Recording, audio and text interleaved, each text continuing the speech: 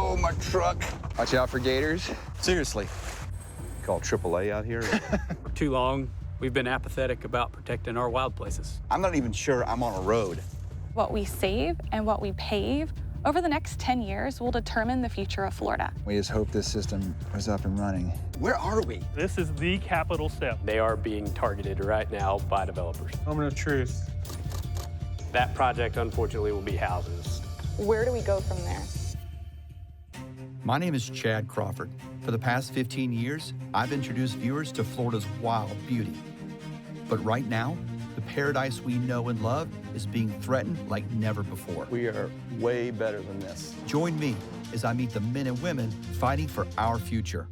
We'll dive headfirst into the environmental challenges threatening our way of life. This is our paradise. It's time to stand together to protect what we love.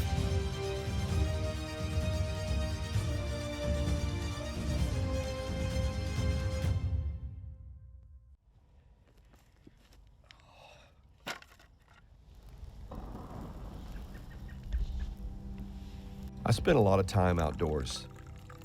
Living here all my life, it's sad to see some of the wild places I used to explore lost forever. I know this is the price of progress, but I wonder how much progress can Florida handle? 12 years ago, I heard a conservation photographer give a presentation on something called a wildlife corridor. What he had to say gave me hope.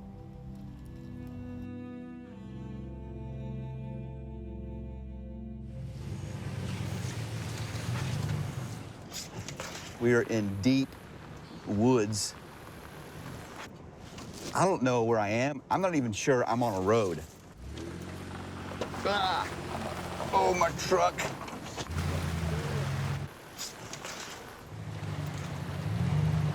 Carlton. What? Little water Oh on my the tires? gosh, you made it. Where do you have me? Oh my gosh, Chad. Lauren, nice to meet you. George. George. Nice to meet you, Chad. Dude, where are we? There's a place called Bear Ford. It's on the Henry Ranch. This is a property that really inspired the Florida Wildlife Corridor project. The Florida Wildlife Corridor is a landscape now recognized by the state of Florida, 18 million acres, 1/2 of our state by land mass.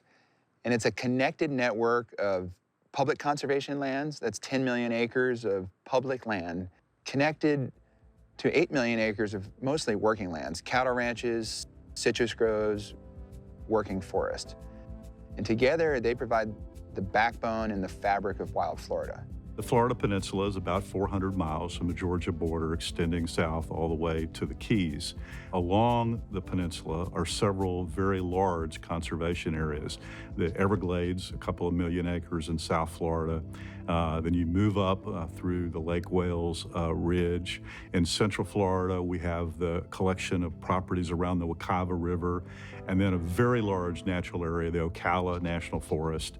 And above that is the Osceola National Forest, and then right on the Georgia border is the Okefenokee Swamp. Those are the ecological hubs, and the corridor would be creating those linkages between those hubs so that wildlife can pass freely, literally from South Florida all the way to the Georgia border.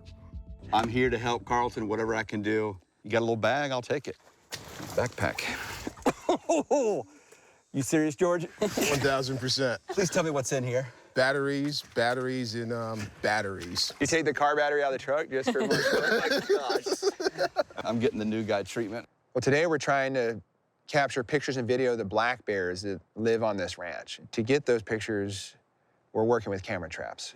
So our mission today is to get out to our camera trap sites, change the batteries and cards, make sure everything is working. Watch out for gators. Seriously. This is exactly where I expected to find Carlton.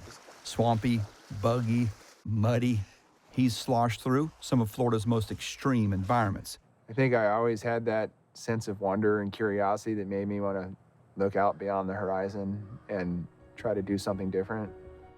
First job as a photographer, I went on 6 different expeditions. I published my first book, my first Smithsonian magazine cover. But every time I got on an airplane and left Florida, I came home and there's a new subdivision on what used to be a cattle ranch or open land. I'm trying to export a conservation ethic to country halfway across the world, but I didn't see enough storytelling focused on these kind of stories at home in Florida.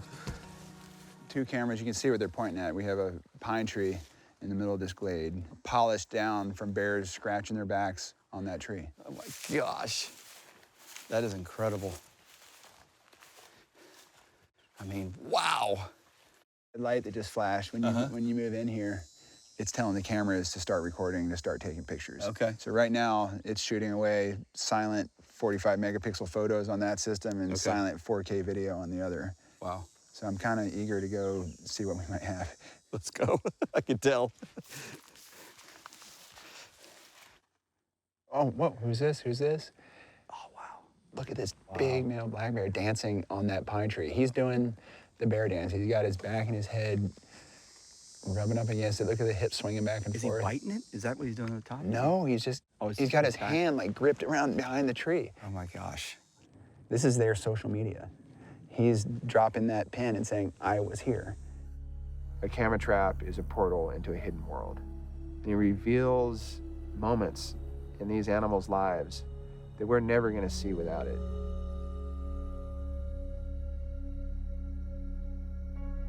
This is a video, and we just hope this system was up and running. Is that the male? That's the big That's the male male. around That's the a pole? big male. Oh. Look at him. Oh my gosh. Look at him, he's all over it.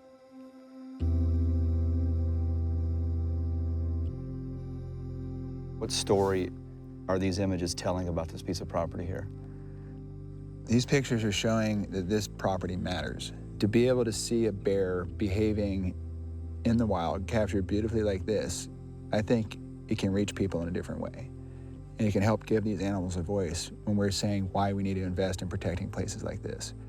Carlton's journey to save the wildlife corridor started with his passion for capturing the rarest and most endangered mammal in North America. The more I learned about the panther, the more I realized it was the ultimate symbol of the Florida Wildlife Corridor. They're stuck on an island of habitat at the southern tip of the peninsula. The only way they're gonna recover to a genetically stable population is to have access to a wildlife corridor throughout the state. So from that perspective, the wildlife corridor is the panther's lifeline to the north. We have to keep telling this story. We have to keep making the story relevant and bringing it to all the audiences. Tallahassee, visitors, Washington, D.C.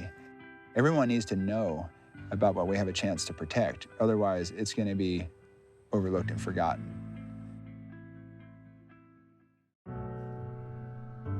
In 2021, our state legislature passed the Wildlife Corridor Act with unanimous bipartisan approval.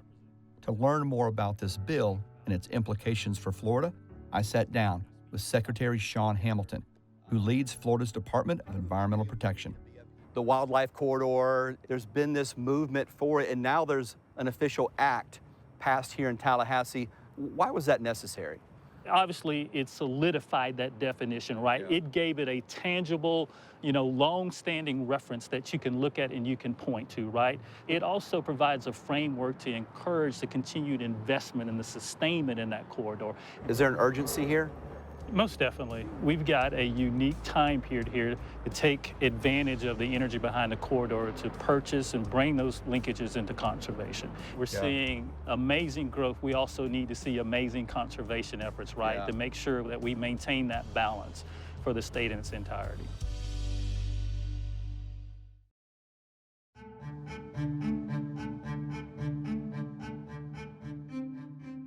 What we save and what we pave in the next 10 years will determine the future of Florida as a whole. In my opinion, the scariest thing facing us right now is out here, the artery of the Florida Wildlife Corridor. They are being targeted right now by developers. Yeah. We have millions of more acres that are in need of protection in order to have a thriving, sustainable state into the future.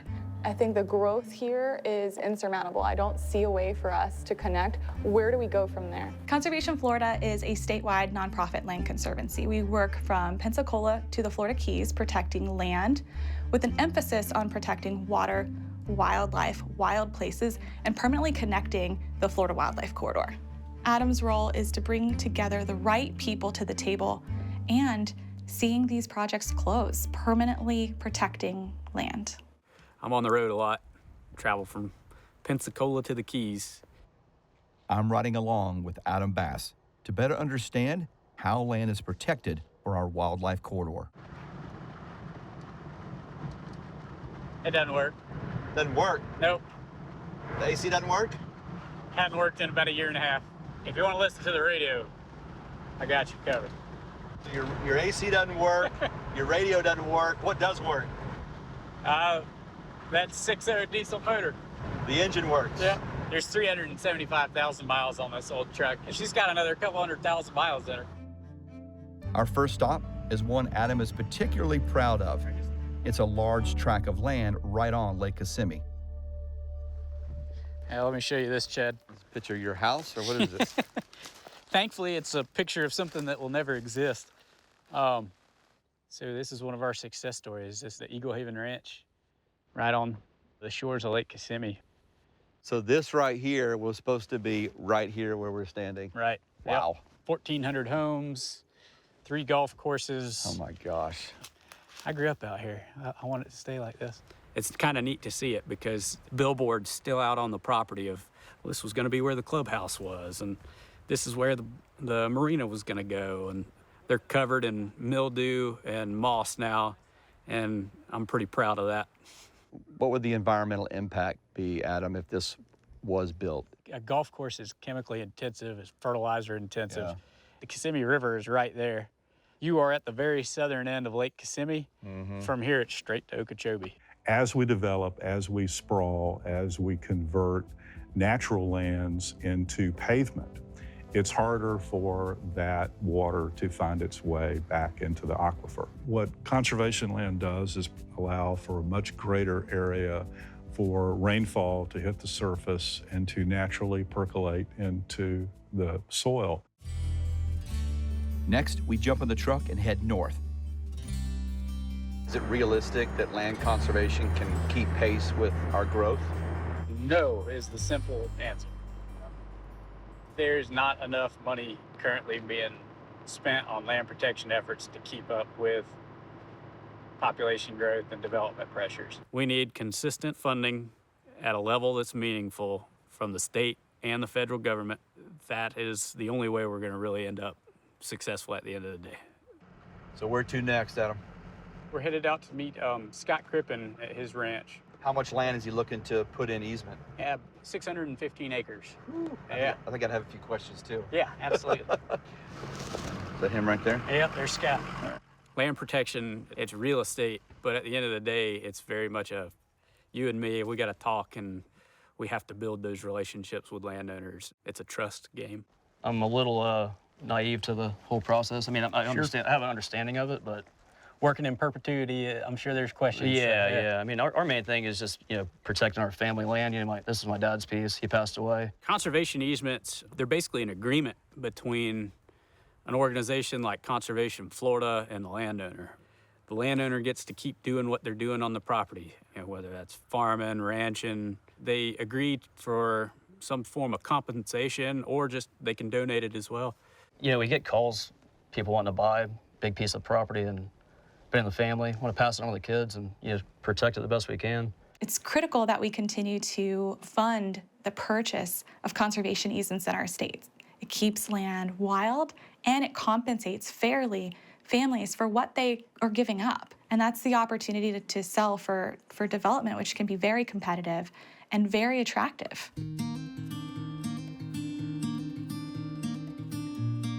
I guess I've always thought of Florida ranch land as being pretty barren. So I was surprised to see the amount of wetlands and large oak and palm hammocks out here. I can see how this land has value not only for raising cows, but for wildlife as well. Is this kind of like the habitat you search for with looking at properties like this? You're right in the Florida Wildlife Corridor. It's a great example of something we'd want to protect. Really big believers in conserving agricultural landscapes as a part of the solution for a green Florida. And that keeps ranchers ranching and keeps farmers farming, which ultimately adds to the health of our economy. For too long, we've been apathetic about protecting our wild places. For too long, we haven't planned for growth. And now those chickens are coming home to roost. In the beginning, Florida was one big wildlife corridor.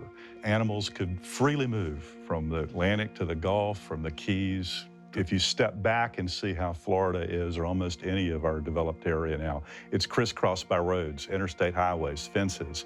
All of these are barriers to wildlife. We've seen bear prints, we've seen bobcat prints. We have seen evidence of every type of wildlife that exists out here using these wildlife crossings. One way to prevent highways from fragmenting the corridor is the installation of wildlife crossings. These are tunnels or passageways built under a highway, allowing wildlife to safely extend their roaming range. The Wekiva Parkway was the largest undertaking by the Florida Department of Transportation to provide wildlife crossing corridors in the state of Florida. To see that these animals are moving freely back and forth is incredibly exciting, where we might have fragmented a population further without these crossings, where we could have had some sort of, local extinction because they weren't able to get across to breed.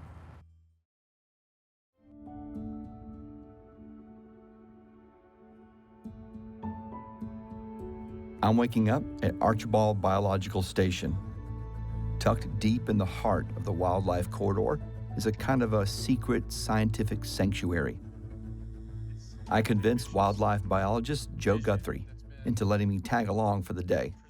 For Joe and the many who live and study here in what's known as the Lake Wales Ridge, this area is rich in biodiversity, creating the ideal location to observe the corridor and the wildlife that depend on it. You know where we are, right, Joe? I know where we are, kind of on this nice edge. You often find that some of the critters will use that edge to travel. So this is our spot. This is our spot. Joe uses camera traps or trail cams to visually observe wildlife here at Archibald. What, your field of view is somewhere in here, right? So you're Yeah. a little limited as to what you're going to see. Very limited. Over the last few weeks, he's been installing audio devices to every camera as part of a study that has the potential to drastically increase the amount of species observed. In order to be able to detect more species, we're using acoustic devices that are listening, that are functioning as the ears. Once everything is out installed in the field, all of that data will be streaming in, and that's when the real magic happens. That's when we can start to analyze the data that's coming in and understand the population dynamics and understand what's happening in the corridor. Hear crows over here, there's a scrub jay over here. Yeah, all going into this box. Stuff you would never see, but now we can hear it. Yeah. We're using different machine learning algorithms to try and automatically identify species, learning every time you hear an owl, this is what an owl sounds like, and eventually is able to pick up what species of owl is calling at that time. I'm actually today, for the first time, looking at some of the new data coming off of the acoustic recorders. So we've got our sound file pulled up here, and we can begin listening to it. Moment of truth. Are these working or not? Let's hear it.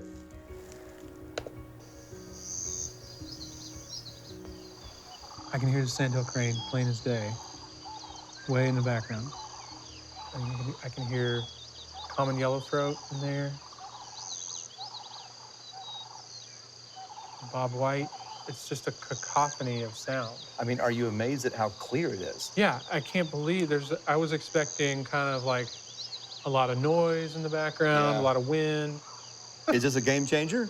Sitting right here where I am right now, this is a game changer. Big part of the corridor effort hinges on our ability to bring people to it. This can do it. The soundtrack of the corridor. Exactly. I think technology is going to play a major role ultimately in the protection of the corridor. There's a whole gamut of approaches out there that we're just only scratching at the surface of, but they have major implications for what we do in the future of conservation.